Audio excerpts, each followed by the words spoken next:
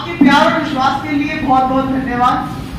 मैं ईश्वर की और आप सबकी कृतज्ञ हूँ। आज डॉक्टर्स डे है।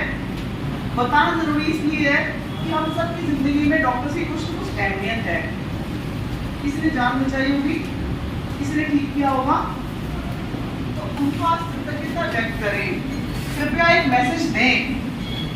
इसके साथ आप क्यों कहना चाहते हैं कैसा करें?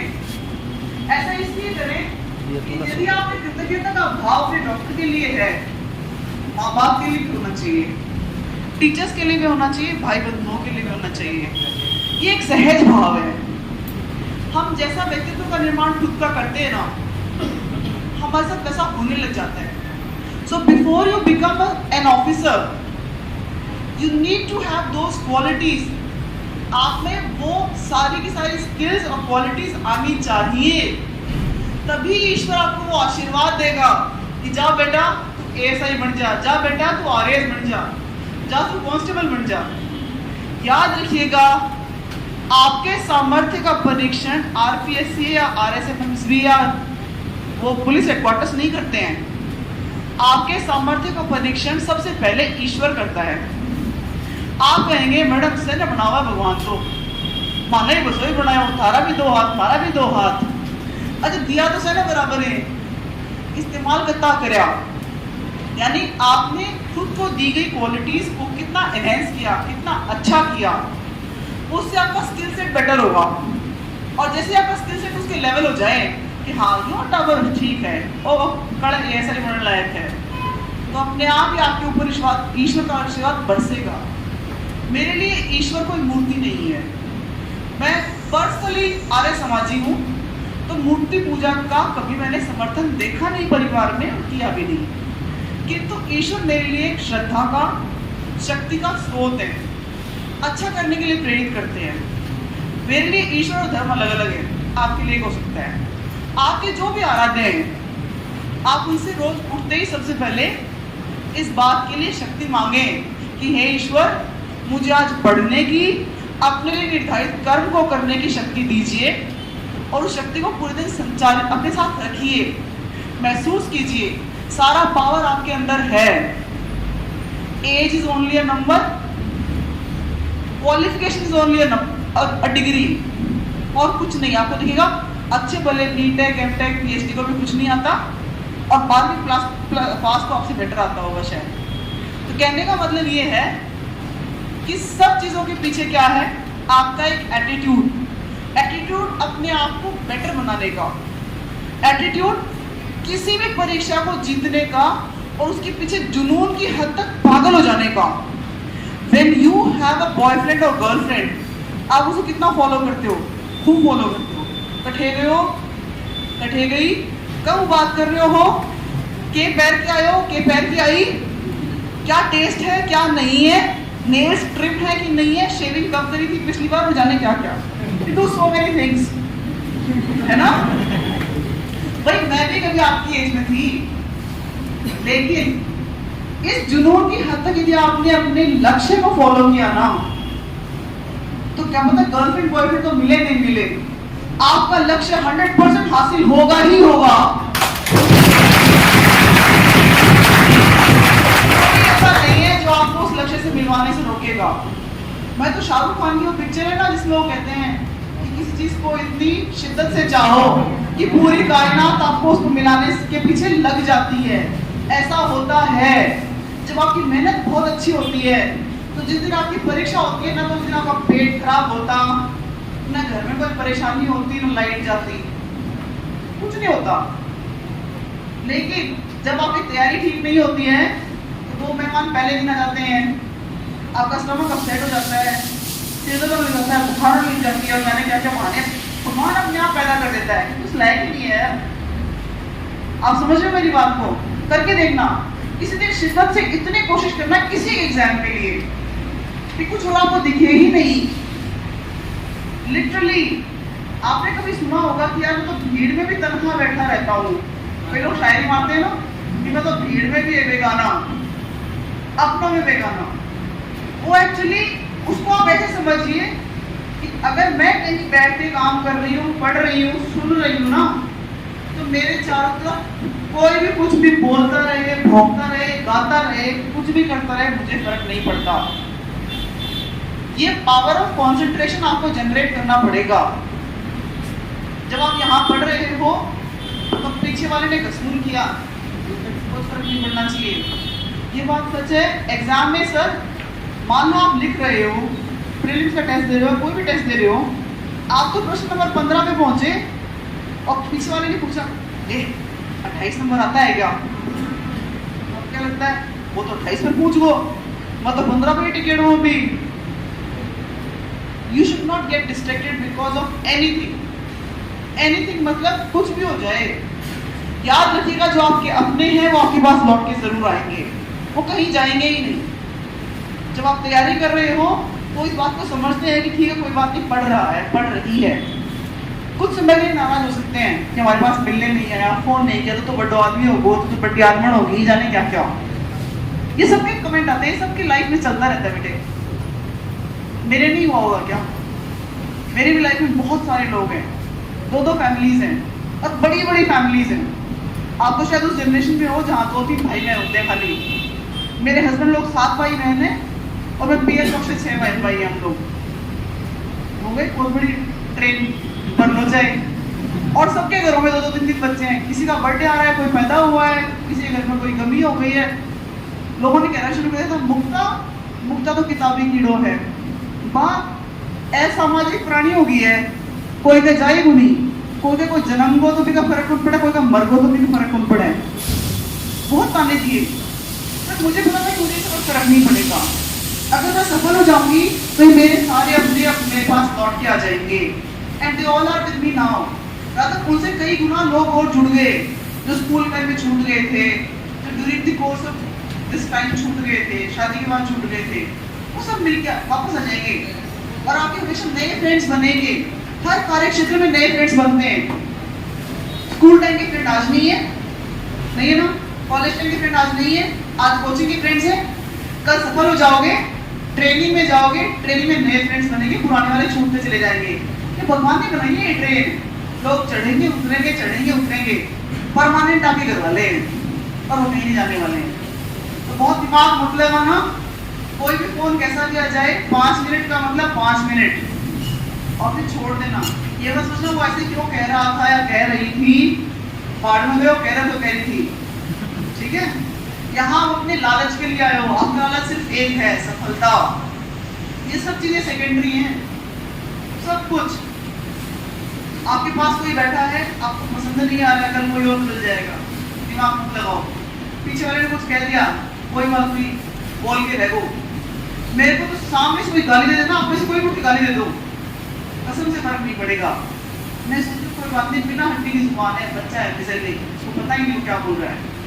खुद पे विश्वास रखो और बहुत मेहनत करो। इतनी मेहनत करो कि आपको सोते जागते उठते बैठते सिर्फ यही ख्याल आए कि मैं 2 मिनट में हो जाऊं। सही बता रही हूँ, अगर आप ब्रश कर रहे हो, आपके शीशे के सामने या दीवार के सामने ब्रशिंग से 3 मिनट जाओ, 3 मिनट लगते हैं ब्रश करने में, तो कोई ना कोई संविधान का आर्टिकल चिपका होना चाहिए कि आर्टिकल 242 में ये लिखा हुआ है, या आपकी जो भी चीज आपको याद करनी है वो सामान चिपकी होनी चाहिए। आंखों से कानों से सिर्फ वो घुसना चाहिए जो आपके परीक्षा की राह में है, उसके अलावा कुछ नहीं।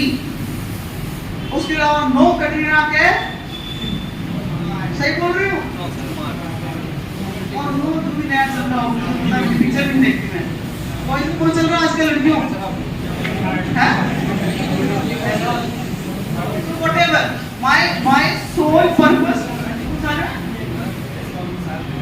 महेश बाबू वो कौन है? पता नहीं, मुझे टीवी देखे हुए बहुत साल हो गए। Watching TV is a mere sheer wastage of time। It is true, TV देखना वेस्टेज ऑफ टाइम है, अखबार पढ़ना वेस्टेज ऑफ टाइम है मेरी नजर में। उसका कोई और टीचर कुछ और कहते हो, मेरी नजर में वेस्टेज ऑफ टाइम है। अखबार में न्यूज कैसी आती है, वो मेरी बेटी भगा देखो, हाँ बच्ची के साथ हुआ दुर्व्यवहार, उसको सुनाई फांसी की सजा। या एक खड़े, परसों आया था ना, एक खड़े में ट्रोले के अंदर किसी जाकर के ट्रक ने मारी टक्कर, ट्रक में मवेशी भरे हुए थे, 3 गाड़ियां जल के खत्म हो गई, 5 आदमी जिंदा जल गए जिनके कंकाल नहीं मिले, 20 मवेशी जल गए। दुख की बात है, मैं ये नहीं कहता, लेकिन क्या वो आपकी परीक्षा में आएगा कि ऐसा घटनाक्रम किस दिवस को हुआ था? It is not a GK question. पर हम क्या है, फोटो देखी, जी चाल को पढ़ने लगा, आधी घंटा खत्म, कोई को नहीं। फिर जब आपने कोई अननेसेसरी इंफॉर्मेशन दिमाग में डाल ली है बेटा, तो कूदे के अंदर कहना बताऊं, कहना बताऊं, कहना बताऊं, बाहर निकलूं, बाहर निकलूं, बाहर निकलूं। और तुम तो हो नहीं सकती, बाहर निकले किसको बोलोगे सबसे पहले? अरे तेरे को पता है आज अखबार में ऐसा आया है, फोन करो मम्मी, मम्मी हम करो आज अखबार में दूध में आया हो, कांड हो तो तारे दिमाग में जो टेंशन थी वह काट के मम्मी के दिमाग में इंजेक्शन लगा दे दो। इट इज प्रैक्टिकल बेटा। You are not supposed to read anything which is not relevant for your exam. आज के दिन में कोई फोन नहीं कराऊं, यूं बताओ ना कि मामा का बात आ रहे हैं, तो कहते मामा ने कहते आगले बात में मिला, मैं आज सुन मिला। Absolutely correct. कोई भी ऐसी बात जो चाय की थड़ी पे भी आपको सुनाई देती है और जो आपके एग्जाम के सिलेबस से बाहर की है, कान ही नहीं जाने चाहिए उधर। अननेसेसरी गार्बेज मत इकट्ठा करो दिमाग के अंदर, क्योंकि गार्बेज इकट्ठा करना आसान है, उसको बाहर निकालना बहुत मुश्किल है। अब जैसे मैंने आपको कहा दुदू के पास में, आपको ये याद नहीं होगा कि दुदू के एमएलए साहब कौन है या दुदू जिला किस दिन बना, लेकिन आपको जिंदगी भर के लिए बात याद रहेगी कि मुक्ता मैडम ने इस प्लेटफॉर्म से ऐसे कहा था कि 3 दिन पहले एक एक्सीडेंट हुआ था जिसमें 5 लोग जिंदा जल गए, क्योंकि ये न्यूज सेंसेशनल है। Don't read any information which is not relevant. Don't look at any picture which is not relevant. आपका हर एक कदम, आपका हर एक कार्य सिर्फ और सिर्फ आपके एग्जाम के सिलेबस के ओरिएंटेशन में होना चाहिए, तभी पास हो सकते हो। वरना हर साल 10 लाख बच्चे परीक्षा देते हैं, 5,000 कांस्टेबल की भर्तियां आती हैं, तो वो जो 9,95,000 बच्चे हैं उनके सपने जो खत्म हो जाते हैं और उनके कर्मों का खत्म होते हैं। मैं साफ कह रही हूँ, आपके साथ जो कुछ भी हो रहा है उसके लिए आप स्वयं उत्तरदायी हैं और कोई नहीं है। कोई यूँ बोल दे कि मैडम कल ते मन शाम के आकर के मेरा 1 घंटा खराब करेगा, एलियो मेरा परीक्षा में सिलेक्शन मिली हो। कई लोग बोलते ना मैं तो पढ़ रहा हूँ, तू कौन पढ़ रही हो? औकात है किसी की जो मुझे पढ़ने नहीं दे? You should be firm to yourself कि भाई कोई बात नहीं, बात होगी, चल रहे हो मैं पढ़ूंगा। पर ना मेरी बात आप टेस्ट आ रहे हो, जरा ते बढ़ रहे आप बात कर रहे हैं मेरे संग, फिर दोस्त भी गए जिनको बढ़ दी हो। यहाँ किसके लिए आए हो? खुद के लिए। जो भी आपकी सफलता में बाधक है उसको बाहर निकालिए, स्पष्ट कहिए। उसके पीछे से क्यों कहते हो? उसके मुंह पे कहो अरे यार तू फालतू बात बोल रहे है, टाइम मत खराब कर दो। कहना सीखो। यहाँ जो फीस आप जमा करवा रहे हो वो आपके माँ बाप की बहुत गहरी गाढ़ी कमाई का है, कमाई से भी ज्यादा बचत का है। कमा लियो, खा लियो, खत्म हो रुपये तो अट्ठेसवारे हैं ना पैसा, तो बचत का है, बचाना बहुत मुश्किल है। Very very difficult to save money. तो हमेशा उसको याद रखिए कि यहाँ किसके लिए आए हो। यहाँ अच्छे कपड़े पहनने नहीं आए हो, मौज मस्ती करने नहीं आए हो। सर हम नीचे एग्जाम्पल बता रहे हैं, आप बोले टावर आए हो, वो फीस तो जमा करा दी, अगले दिन घर की रोटी खाई, मतलब किसी ही वो staying in some hostel and he complain to his father saying कि ना आलू और टमाटर अलग अलग पड़े, आप पानी पानी से जोड़ हो। अरे तो भैया सब्जी खाने के थोड़ी आए हो, सब्जी तो तेरा ग्राम ही बनती ही। आप ये याद रखिए आप क्यों आए हैं, आपका प्राइम गोल क्या है, बाकी सब चीजें सेकेंडरी है। यहाँ आप अच्छा खाना खाने नहीं आए हो, घर से बाहर अच्छा खाना मिले गारंटी नहीं है, अच्छी चाय पीने नहीं आए हो। अगर आपके मुंह में से 5 बार दिन में सवाल बात निकलती है ना, अरे यार के मुंह में हॉस्टल में बहुत बेकार चाय मिले, इसका मतलब आपने दिमाग में आपका परम लक्ष्य भर रखा है चाय अच्छी मिलनी चाहिए।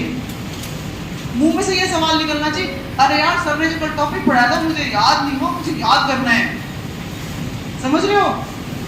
मुंह में से शब्द भी वही निकले जो रिलेवेंट हो, इररिलेवेंट नहीं निकले। किसी की बुराई करना छोड़ दीजिए, उससे आप नेगेटिव होते हैं। आपने कई लोगों को देखा हो गाड़ी में बैठे होते हैं, सामने वाला साइड नहीं देता है, गलत फ्रेंड मारता है, तो गाड़ी में बैठे अपने बच्चों के साथ में और एमसीबीसी गाड़ी निकालते हैं।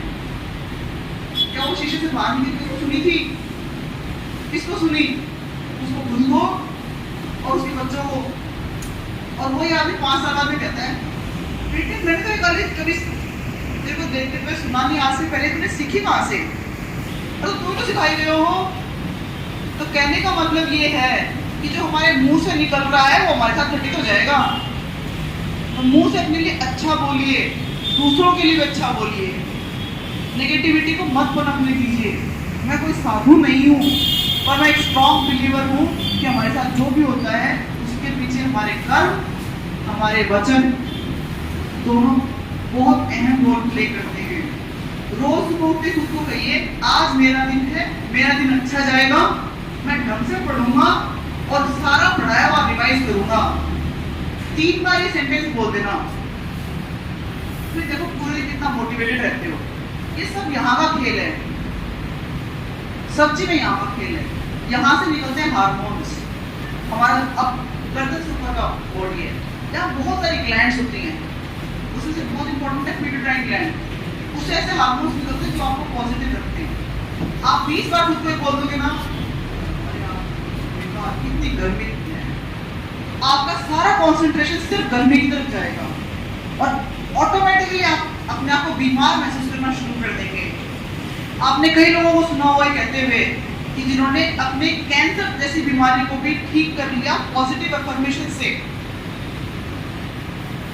कई लोगों को सुना हुआ है कहते हुए कि जो दवाई है उससे दुआएं काम करेंगी, आपका एटीट्यूड काम करेगा। वो सच्ची में काम करता है। तो खुद के साथ अच्छा व्यवहार करो सबसे पहले, और फिर दूसरों के साथ अच्छा व्यवहार करो, चीजें लौट के आएंगी। अपने आप को काबिल बनाओ कि ईश्वर आपको सफलता का आशीर्वाद दे, लेकिन आपको उस लेवल तक पहुंचना पड़ेगा। आवा तो माने क्यों ही बोली, पढ़े तो मैं क्यों ही बोली, फिर भी मैडम जी मैं तो रोजाना क्लास में आए हो, मैडम जी मैं तो हर एक परीक्षा दी थी, हर एक टेस्ट दिया था, फिर भी मेरा सिलेक्शन नहीं हुआ। अरे तो क्या आपने पुरानी वाली गलती को सुधारा? ये पूछिए अपने आप से कि जो क्वेश्चन मेरा पिछली बार गलत हो रहा था, आज भी मतलब वो ही दोबारा गलत हो रहा है, तो आप गलती कर रहे हैं। हर रोज इम्प्रूव कीजिए खुद को, आप बहुत अच्छे इंसान बन जाएंगे। हम संख्या बल में सबसे अच्छे हैं पूरे विश्व में, लेकिन हमारे यहाँ अभी भी बहुत अच्छे इंसानों की बहुत कमी है। सब एक इंसिडेंट बताना चाहती हूँ, प्लीज डोंट माइंड, है ना।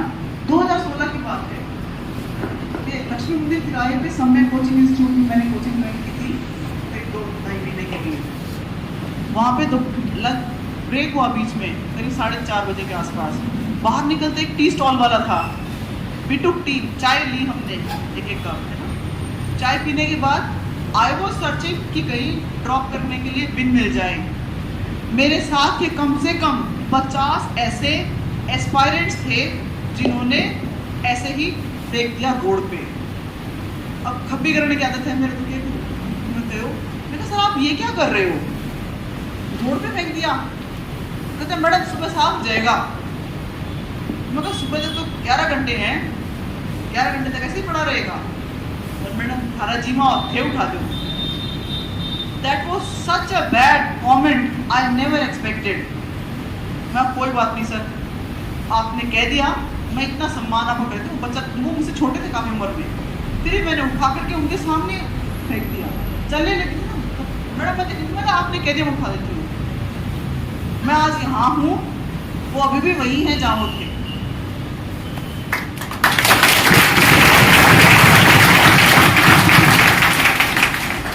इसलिए अपने आप को काबिल बनाइए, ईश्वर आशीर्वाद 100% देगा।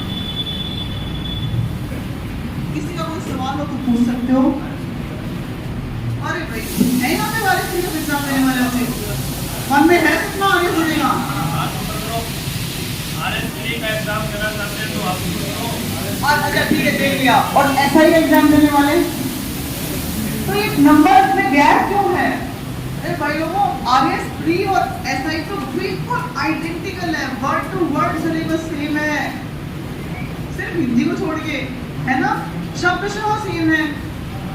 जिस दिन आप RS बन जाते हो उस दिन आप यहाँ खड़े होते हो और दुनिया सुन रही होती है, जैसे आप सुन रहे हो। आप लाखों लोगों लोगों की जिंदगी में परिवर्तन कर सकते हो। मैं हर रोज कम से कम 150 केस सुनती हूँ लैंड के, 150 केस सुनती हूँ उन लोगों के जो वरिष्ठ पोषण के हैं। तो यानी आरएएस एक बहुत प्रेस्टिजियस जॉब है। सरकार बहुत ट्रस्ट करती है अपने आरएएस अधिकारियों पे कि वो फील्ड का सारा काम करवा लाएंगे। रेस्पेक्ट है, रुतबा है ना, जिसको लेने के लिए मन में जील होती है। हम अभी थोड़ी देर पहले बात कर रहे थे कि पिछली बार कांस्टेबल के पेपर से आरएएस का पेपर आसान होता है। मन में बस ये डर है, आरएएस मतलब पता नहीं कितनों बड़ो मैडम मेरे हो खुद ही हो। आप ये समझ लो कि अगर आपने 60 दिन लगातार 6 घंटे हर रोज पढ़ाई कर ली, बहुत शर्म आई बताते हुए। अच्छा आप बताओ कि आपके हिसाब से एसआई की कट ऑफ कितनी थी पिछली बार? कितने में से? 400 में से 320 है ना, यानी 200 में से होती तो कितनी होती? 160। आरएएस की कट ऑफ 84, 86, 88, 78, 200 में से इतनी घूमती है। सुनते कैसा लग रहा है? बहुत अच्छा लग रहा है ना? ये बात सच है। मैं जनरल मेल और ओबीसी मेल की बात कर रही हूँ। 90 से ऊपर कट ऑफ इम्पॉसिबल है, नहीं जाती। जब जाती है तो कैसे जाती है? 103 ओबीसी मेल और 88 जनरल मेल। तो लोग हाईकोर्ट जाते हैं, हाईकोर्ट कहता है बराबर कर दो जी, तो वापस 88 तक कट ऑफ ले आई जाती है। यानी यदि आप मेल व्यक्ति हैं और आप जनरल या ओबीसी कैटेगरी से हैं, तो आप 95 नंबरों को, 200 में से 95 नंबरों को एक बहुत सेफ स्कोर मान सकते हो। यदि आप फीमेल हैं तो 10 नंबर कम कर लो। यदि आप एससी कैटेगरी से हैं तो 65, 67, 68 से ऊपर कट ऑफ नहीं जाती। मैक्सिमम बता रही हूँ आपको, सर कह रहे 65, सही कह रहे सर। एसटी कैटेगरी 78 से 72 नहीं है, सॉरी 68 से 72। नहीं यकीन हो तो आरपीएससी की वेबसाइट खोलो और देख लो क्या कट ऑफ रही है। तो आपको लगता है मैडम इतने कम नंबर क्यों आते हैं? लग रहा हुआ ना बेटा, नंबर कम नहीं आते, सवाल आसान होते हैं। एक्चुअली उसमें जब लोग पास किए जाते हैं उनकी संख्या 22,000 होती है और आरएएस की तैयारी एक्चुअली करने वाले लोग ही 15-16 हज़ार होते हैं। बाकी तो सब लोग कैसे बैठते हैं? धक्के में बैठते हैं। अरे यार कैसे? जैसे ग्रेजुएट हैं, हाँ जैसे इन्होंने भी हाथ खड़े कर दिए। कैसे लोग होते हैं? अरे यार आरएएस तो फार्म भर रहे हो, तो भर रहे आगे नहीं यार, मुश्किल है, इसी मुश्किल है, फार्म तो भर ही दिया। एक बार वो तो जाओ यहाँ क्या कर रहे हो? आरएएस तैयारी कर रहे हैं, आरएएस की परीक्षा देके आए हुए हैं। जब तक रिजल्ट नहीं आया तब तो आरएएस के ग्रुप में आपको समझ सकते हैं। समाज में पढ़ना उनको कतई नहीं हो चाहिए, लेकिन समाज में उन लोगों की आज भी इज्जत है आईएएस की तैयारी कर रहे हैं, जो आरएएस की तैयारी कर रहे हैं। रिश्ता पहले हो रहा है उनका, जो सही बता रहे, जो कांस्टेबल आरएएस में तैयारी कर रहे हैं ना, मतलब कोई मुझे वो नहीं क्या मिले, कोई बात नहीं कर रहे हैं, देखी जाएगी। तो ये जो अपने आप को झूठे गुमान में रखने वाले लोग हैं ना, ये ज्यादा है। सही में तैयारी करने वाले तो ये 10-15 हज़ार लोग हैं और वो आराम से पास होते हैं, हर बार पास होते हैं। आपने कई लोगों को कहते हुए सुना होगा कि आरएएस प्रीलिम्स मैं तो 3 बार काट लिया जी, पढ़ के कुछ नौकरी भी निकल जाए। होते ना सब खूब होते हैं, क्योंकि जीके आती है, साधारण सी जीके आती है, इकोनॉमिक सर्वे आता है, साइंस एंड टेक्नोलॉजी आती है इसके 10th लेवल तक की, और टेक्नोलॉजी नहीं आती है, और करंट अफेयर्स आते हैं 20 नंबर के, 20 प्रश्न करंट अफेयर्स के। साइंस के आप हो नहीं हो कोई फर्क ही नहीं पड़ता। रीजनिंग आती है 10 सवाल मैथ्स के आते हैं। मैथ्स पे कितनी आसान आती है, परसेंटेज वाले सवाल आते हैं, प्रॉफिट एंड लॉस वाले आते हैं, बार ग्राफ आता है। एक बार उतार के तो देखो, मुझे तो ये लगता है कि आप जो 2 लेवल के एग्जाम दे रहे हो उनसे ज़्यादा आसान है आरएएस प्रीलिम्स करना। तो जो लोग आरएएस प्रीलिम्स के लिए आज तक सोच रहे हैं कि मैडम मैं करना चाहूँ कर सकूँगे, तो एक बेनिफिट आपके लिए ये है कि जो 23 की भर्ती वाले बच्चे हैं वो लोग मेंस का एग्जाम देंगे अप्रैल में, तो आप भी सितंबर एंड में या अक्टूबर में दे दो प्रीलिम्स, और बाद में पूरे 6 महीने अच्छी तैयारी करो मेंस की। 4 पेपर तो है मेंस के, 4 पेपर में कितना पढ़ना हुआ। अगर 1 महीने आदमी शिद्दत से एक पेपर को तैयार करे तो बहुत अच्छा तैयार हो जाता है। 4 महीने में 4 पेपर, 2 महीने बचेंगे, उसमें खूब रिवाइज करो, खूब टेस्ट सीरीज दो, हो जाएगा पास। डाउट लग रहा है, डर है, खौफ है आरएस के नाम से, है ना? पेपर डाउनलोड करना, फिर पता चलेगा सवाल कैसे आते हैं। मेंस की कट ऑफ 800 में से 344, हमारे टाइम में 314 कट ऑफ थी। 800 में से 2021 वाले में 314 कट ऑफ थी।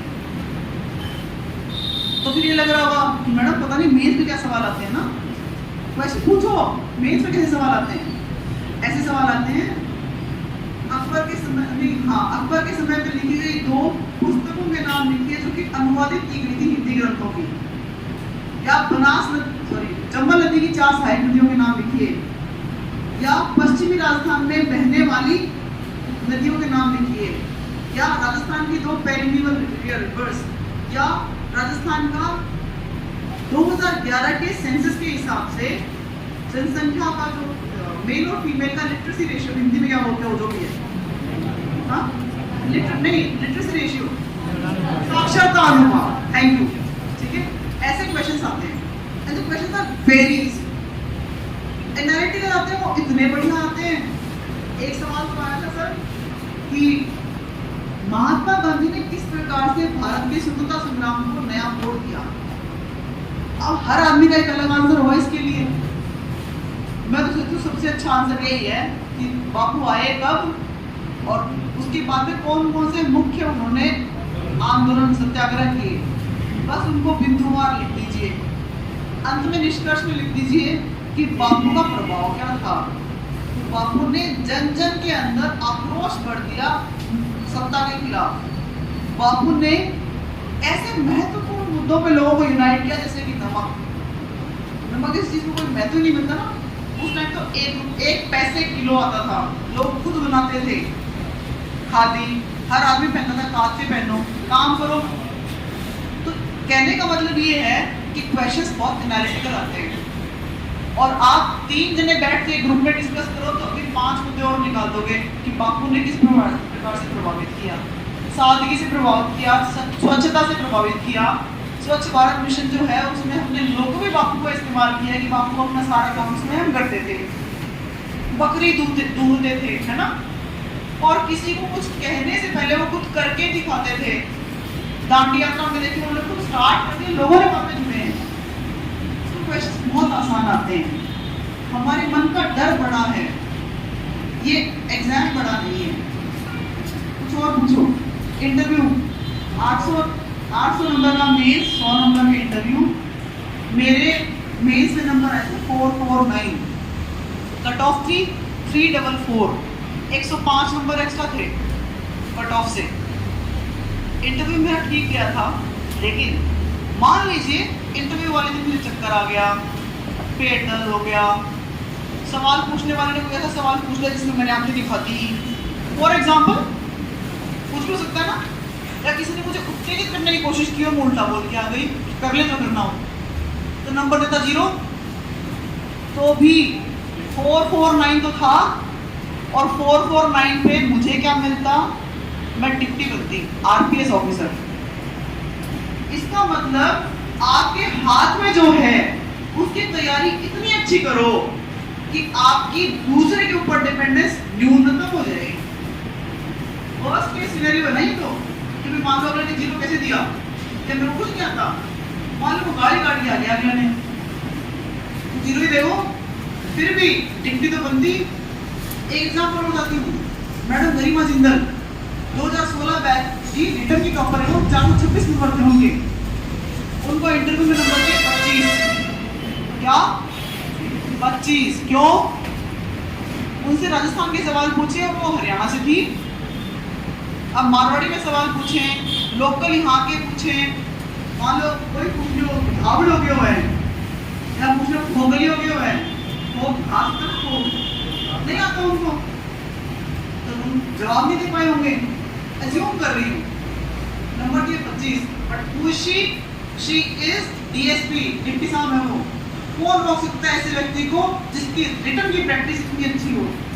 तो आपको मेरा संदेश सिर्फ ये है कि आरएस की परीक्षा मुश्किल नहीं है। जो लोग आज सोच रहे कि वैकेंसी आई है, मैडम भरूं कि नहीं भरूं, संशय मत रखो, भरो और खूब अच्छी तैयारी करो और सफल हो। अगर आपने ये सोच लिया कि नहीं होगा तो क्यों होगा, तो यानी आज ही आप सोच के बैठे कि मेरा तो नहीं होगा। आपने सोच लिया नहीं होगा, दिमाग ने कहना शुरू किया अरे तो पढ़ना ही नहीं चाहता है, तो हार्मोन्स रिलीज होंगे यहाँ से। आराम कर ले, ये जरूरी है, बाबू बनाई कमावा है, आराम कर ले, ये फर्क पड़ा है, क्या तो हो ही हो, और जाने क्या क्या बहाने बनने शुरू हो जाते हैं अपने आप ही। तो नहीं का स्कोप ही मत रखो। नो नाम का वर्ड आपकी डिक्शनरी होना ही नहीं चाहिए। Yes I will do it and I will put in my 100% efforts. 24 घंटे में से 6 घंटे सो, 2 घंटे कुछ और कामों के लिए। कितने बजे? 16। और वो सारे 16 के 16 किसी भी प्रकार से पढ़ाई की राह में होने चाहिए, चाहे ग्रुप डिस्कशन में, वीडियो के माध्यम से, रीडिंग के माध्यम से, ईदर वेज पर आपकी सफलता की राह को वो ही सुनिश्चित करेंगे। जिनको लगता है कि मैं आगे प्रीलिम्स करना चाहता हूँ तो लॉन्च करते बैच को, हम एक जल्दी एक बैच लॉन्च करेंगे आज या कल में। क्रैश कोर्स 75 डेज 100 मार्क्स की स्ट्रेटजी। नहीं करना चाहो अगर मोस्ट वेलकम, नहीं करना चाहो कोई बात नहीं, आपने किताबें बोला ही, लेकिन पढ़ना आपको पड़ेगा। मैं हमेशा कहती हूँ हम आपको दिशा दिखा सकते हैं, याद आपको करना पड़ेगा। मेहनत आपकी होगी, यहाँ से जो मेहनत हो रही है वो सबके ऊपर बरस रही है, रेस्ट आपको करना है, उसको रिवाइज करना है। टेस्ट देने खूब सारे। जो व्यक्ति खुद से ईमानदार नहीं हो सकता वो अभी उठ के चाहे घर चला जाए। We don't need those people. खुद से चीटिंग मत करना बेटा कभी भी, वहाँ तो बाद में आती है। बहुत बोल लिया, बोलते बोलते थक गया है। Thank you very much.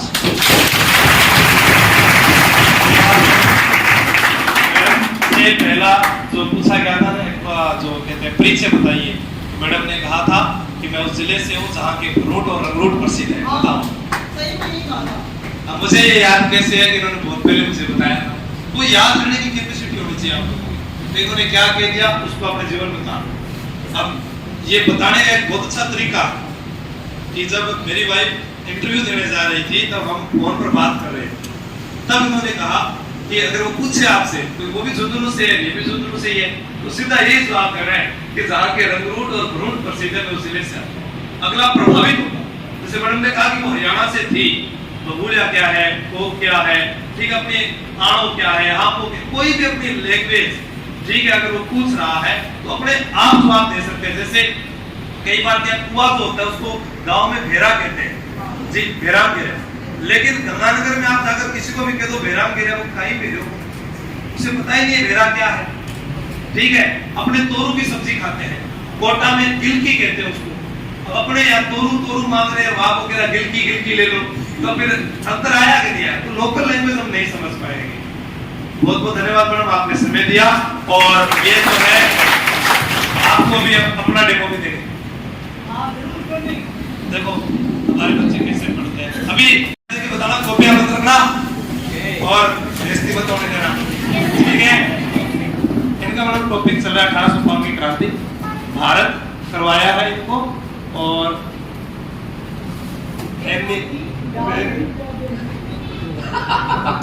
देखो मैडम को याद है, भी ये राजस्थान की 6 सैनिक छावनियां हैं।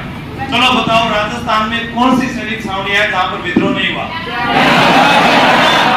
भारत में 1857 की क्रांति से पहले डर कौन कर गया था? इनिंग खेलने कौन आया था? ब्राउन बेस की जगह कौन सी राइफल?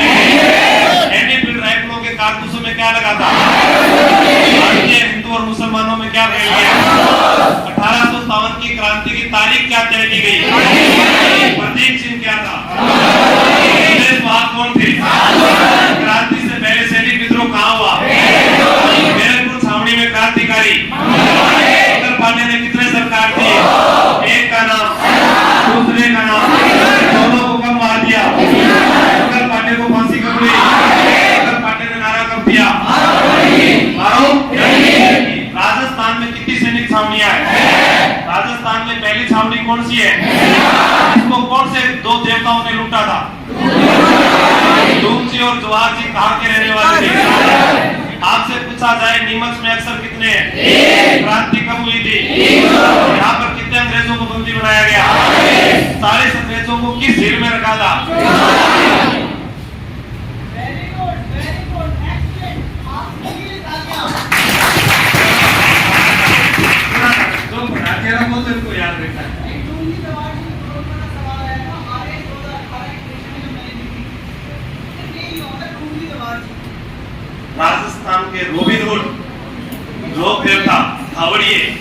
क्रोध पाटोदा सीकर में सर में, अमीरों से धन लूटकर गरीबों में बांटना, नशीलाबाद छावनी को लूटना और फिर आगरा दुर्ग में प्रभु जी का कैद हो जाना, उनके साले द्वारा झाड़ावास में उनको पकड़ा देना, बस ये इतनी।